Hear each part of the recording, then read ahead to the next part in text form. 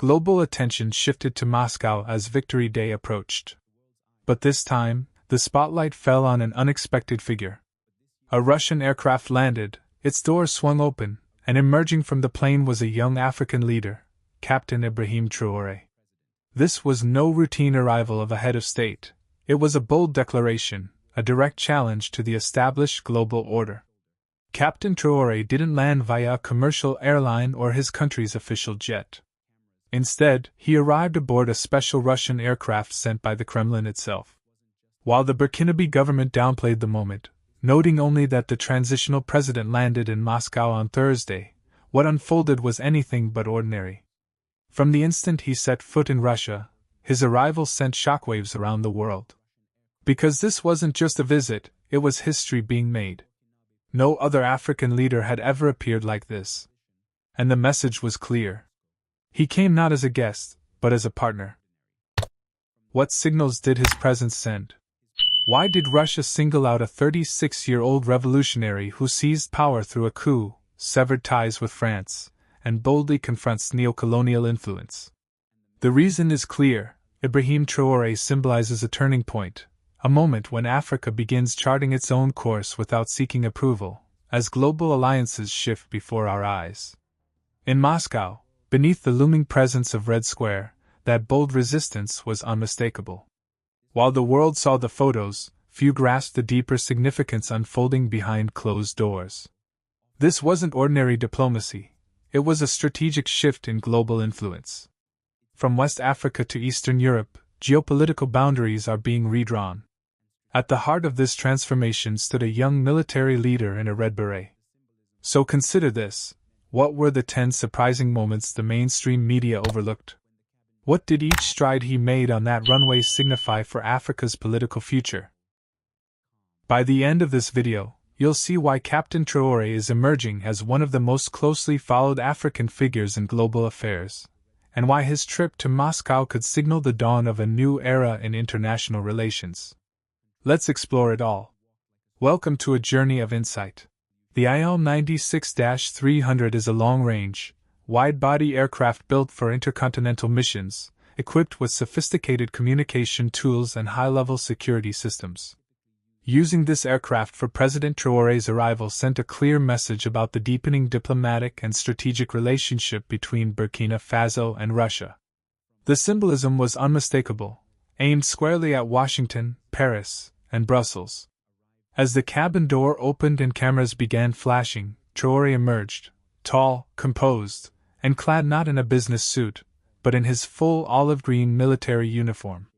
The red beret of his paratrooper unit rested confidently on his head, a sidearm strapped to his waist. His stride was deliberate and composed, more soldier than statesman. There was no luxurious limousine awaiting him, just the rapid shutter sounds of Russian and international press. Meanwhile, the official statement from Ouagadougou remained understated. The transitional president landed in Moscow this Thursday. But the scene was far from modest. Traoré arrived like a commander entering a foreign front, vigilant, armed, and composed. He wasn't there as a mere visitor, he came as a peer. Beneath the surface of this carefully staged moment lay a deeper message. In an era of rising global friction, with NATO and Russia locked in a tense standoff, Vladimir Putin didn't invite a 36-year-old African revolutionary out of formality. It was a deliberate signal. Burkina Faso was stepping out from under France's influence, and Ibrahim Traoré had moved into the spotlight. His trip wasn't for show. The event marked a realignment of power. Why? Because Traoré represents more than just a president.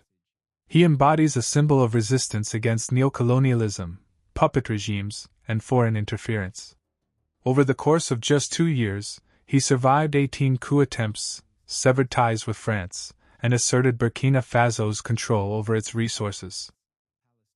Now, Traoré was stepping into Moscow, not to ask for favors, but to create something new, a fresh chapter in African diplomacy, one no longer controlled by the West.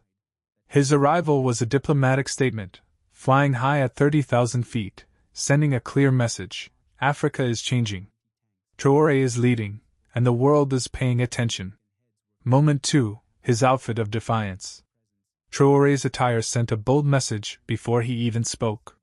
He didn't opt for a formal suit. Instead, he wore military attire that symbolized revolution. His shirt was adorned with ribbons on the chest, Burkina Faso flag badges, and gleaming medals. His strong build filled the army jacket, which had gold epaulets. On one arm, he wore a red, green, and yellow band, showing pride in his country. This outfit symbolized a man who had seized power through force and was prepared to continue fighting to retain it. People noticed he even carried a gun in a belt holster, something that had already attracted attention when he appeared with it at a meeting in Ghana in January 2025.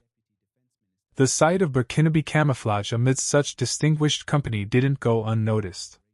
Burkina Faso's state news proudly noted that Traoré walked behind a grand procession of tanks and troops, witnessing Russian soldiers parade past in T-90 tanks with Sukhoi jets flying overhead.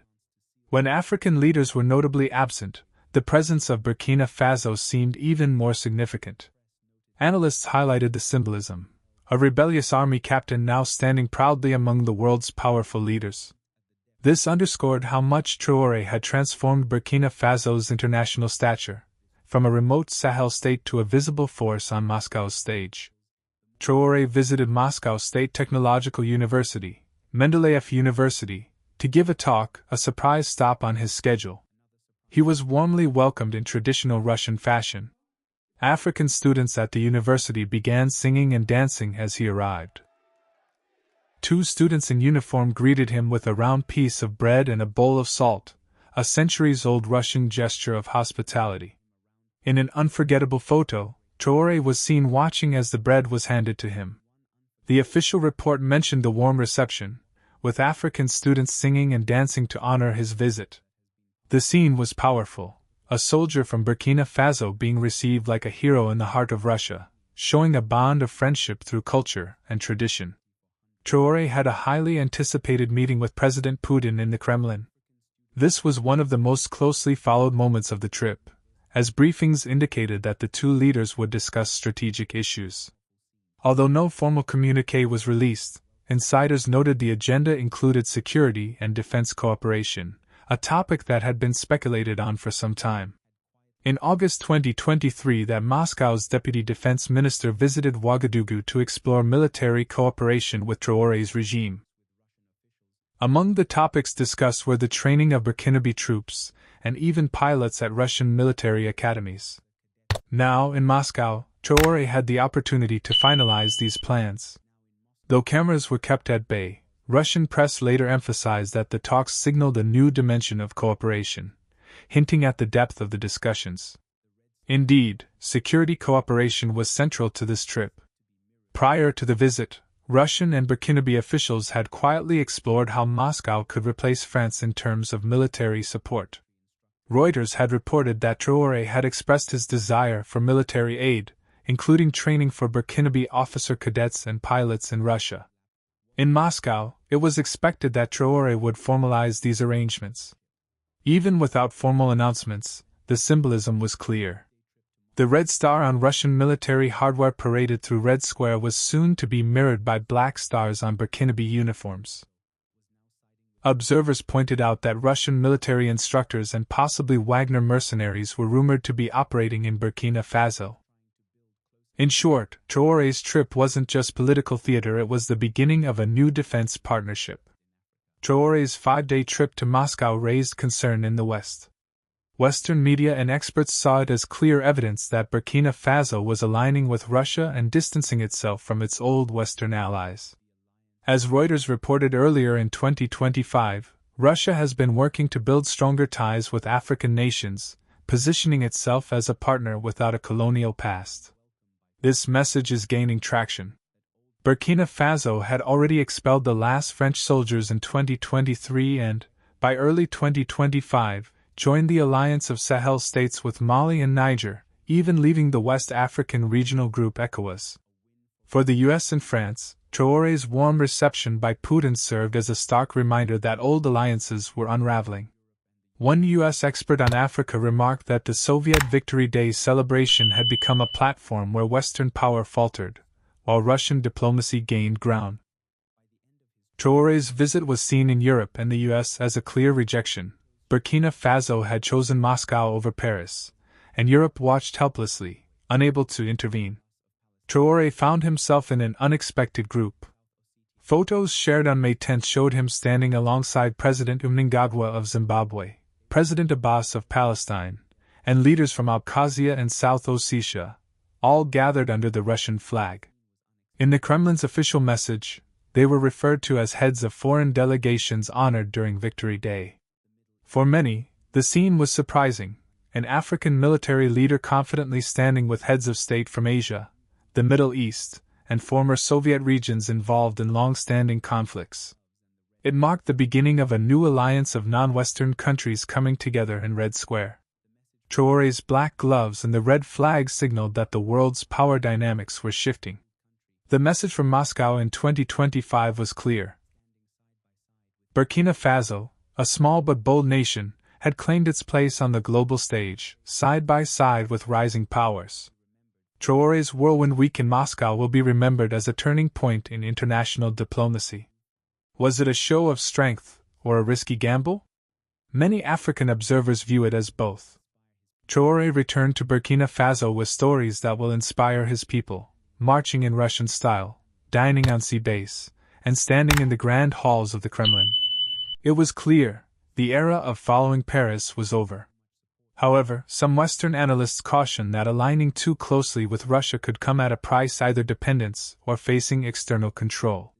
But one thing is certain, this visit demonstrated a high level of trust between Traoré's military government and Moscow, built on a shared history of resisting colonialism. Photos of Traoré in Red Square have already conveyed a powerful message.